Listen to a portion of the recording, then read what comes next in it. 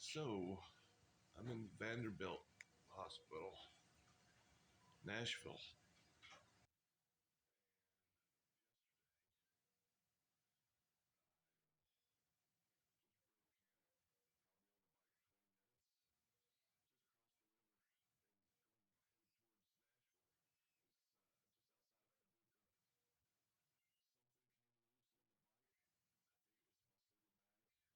So I've had a lot of comments asking about my bike and equipment and the gear that I was wearing, and I want to address that quickly. But I do have some pictures that my brother sent me. My bike is back in Alabama. He went and picked up all my gear and all my motorcycle stuff and took it back to Alabama. Thank you, Mark.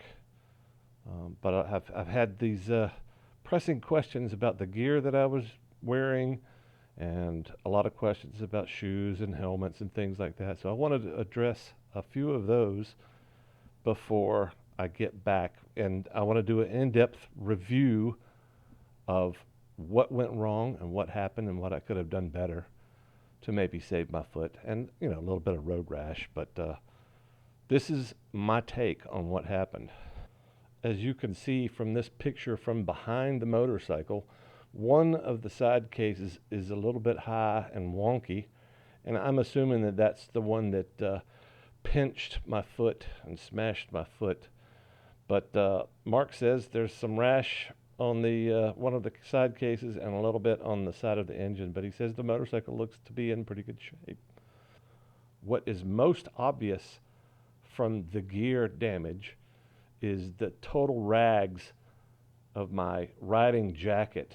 This thing was ripped to shreds. And I do have some road rash or rash on my elbows, but overall my arms came out pretty well.